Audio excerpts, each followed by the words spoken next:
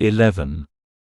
The man now known as Terrell, dressed in casual trousers and a blue shirt, his jacket open, sat in a comfortable swivel chair on one side of a dark wood desk with ornately carved or maybe molded legs.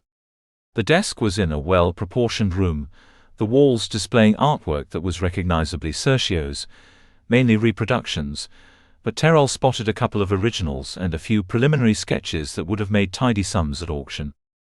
Many of the works were illuminated by subtle lighting hues complementing each piece, and more light shone up to the glass-covered ceiling, where it was reflected in such a way that the shadows disappeared. With the hard polish of the black floor tiles, it was possible to catch one's own reflection between both floor and ceiling, endless repetitions that faded but never quite disappeared. On the far side of the desk sat the man who had introduced himself as Daventry, Sergio's agent. He was small, the top of his head barely reaching to Rodin's nose, but he held himself taller. He wore a suit, complete with somber black tie, and the shirt cuffs that protruded from the ends of his jacket sleeves sparkled with gems. He had shaken Rodin's hand in a firm grip, and he'd held Rodin's eyes with his own for some seconds. A man used to being in control. I trust you had a pleasant journey, Mr. Terrell. One hears so many differing accounts of the experience. Fortunately, my journey was pleasantly uneventful. I used the time to my advantage, though an opportunity to study more of this wonderful artist's work. Rodin brought his arms round, indicating the pieces. Daventry nodded. Ah yes.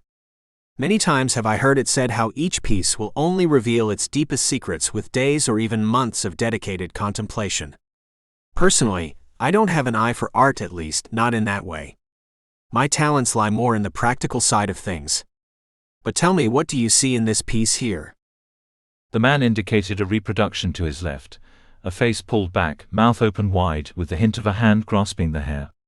There was a red line across the throat, and where it widened it was possible to see what looked like a tongue pushing out.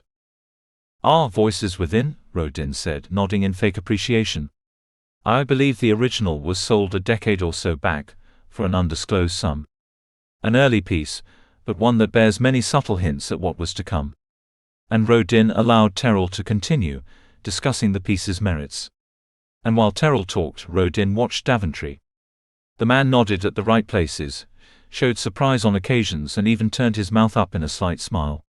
But he was acting, putting Rodin at his ease. "Very good," he said when Rodin brought his thoughts to a close.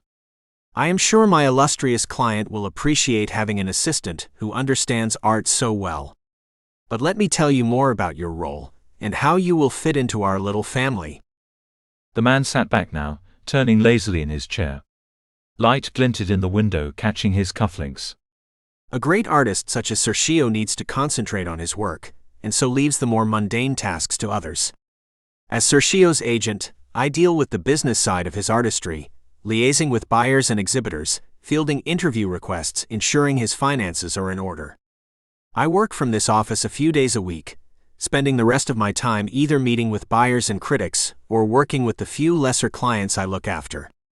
This means that for most of the time, Sergio will only have his new assistant for company. Your role is to look after his day-to-day needs.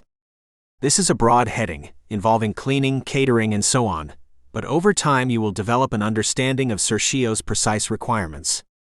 His finest assistants have been able to second-guess his moods and desires with great accuracy. Rodin nodded.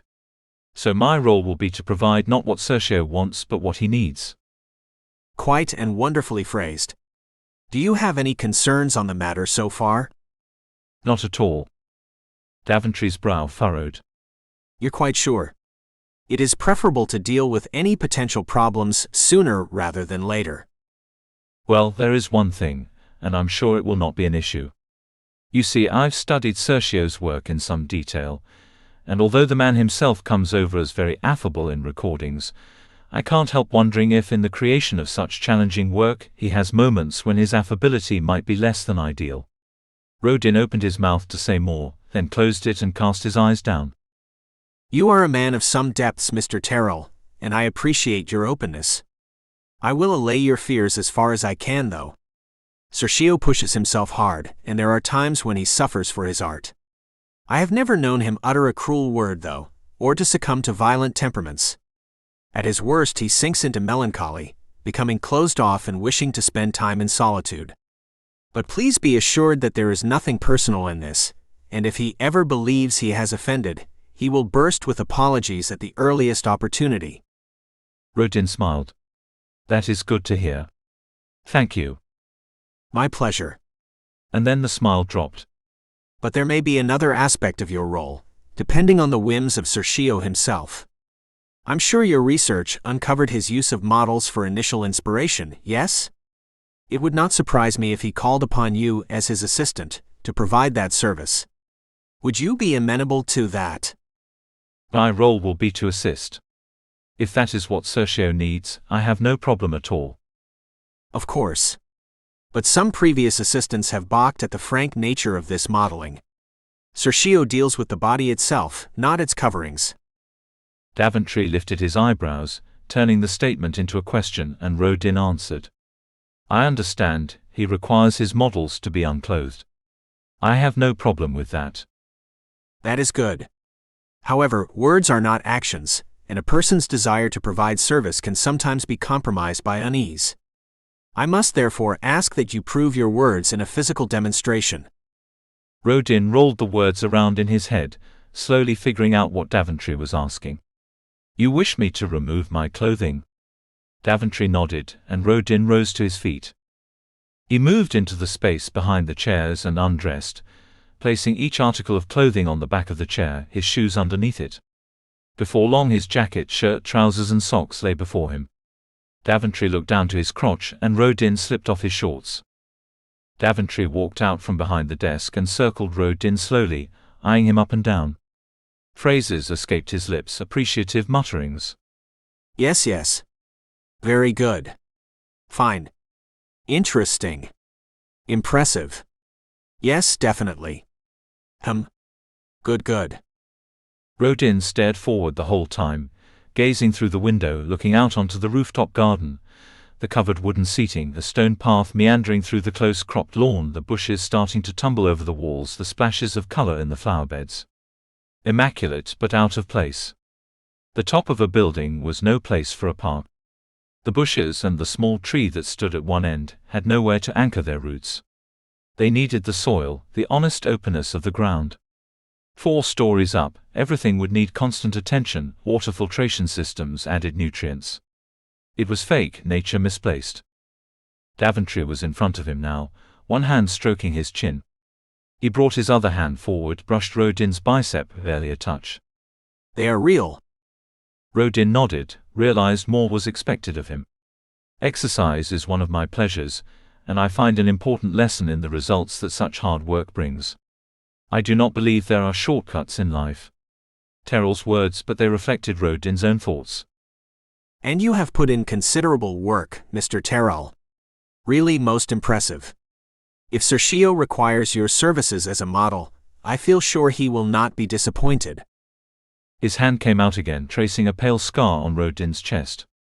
As the finger ran along its length, again nothing more than a fleeting touch, Rodin remembered the blade slashing down, the look of triumph on the woman's face. He remembered the tightness in his wrists where the cord held him, the agony in his body as he pulled, the blood swarming round her head where she lay, her skull shattered. Daventry removed his hand. But these are interesting. May I ask why you have not had your scars removed? I understand the procedure to be a simple one. Rodin was ready for this. It was one of the things he had discussed with Kat. In a place where surgery and alterations were so commonplace, where perfection in image was easily achieved, Rodin's scars would require a good cover story, and he now told the one he'd prepared. I have made mistakes in my past, he said, mistakes that I deeply regret, and not only because many of them left me with these marks. I regret my immaturity, my impetuousness. I fought hard to turn my life around. These scars serve as reminders, not so that I may wallow in regret, but so that I may strive to be a better person today.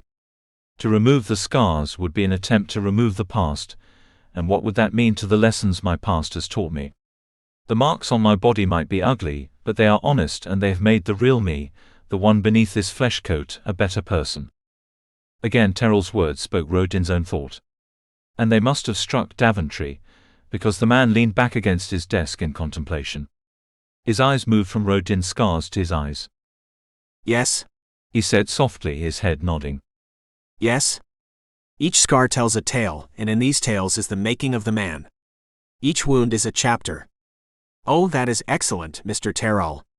The follies of youth as lessons for the growth of the man.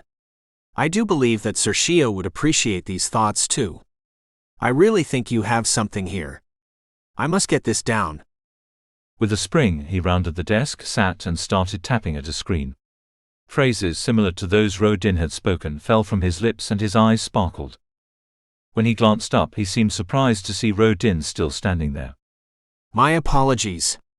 Please, Mr. Terrell, dress yourself. You have done admirably. A fine specimen, a fine specimen. And he returned to his notes. That is how he sees me, thought Rodin. A specimen, not a person. He sees price tags in artwork and opportunities in people. Daventry was supremely superficial. But this was the Dome, and he was now working with an artist, one who was so pampered that he needed a live-in servant. Everything would be superficial. Everything except his reason for being here. Only the removal of the counselor mattered.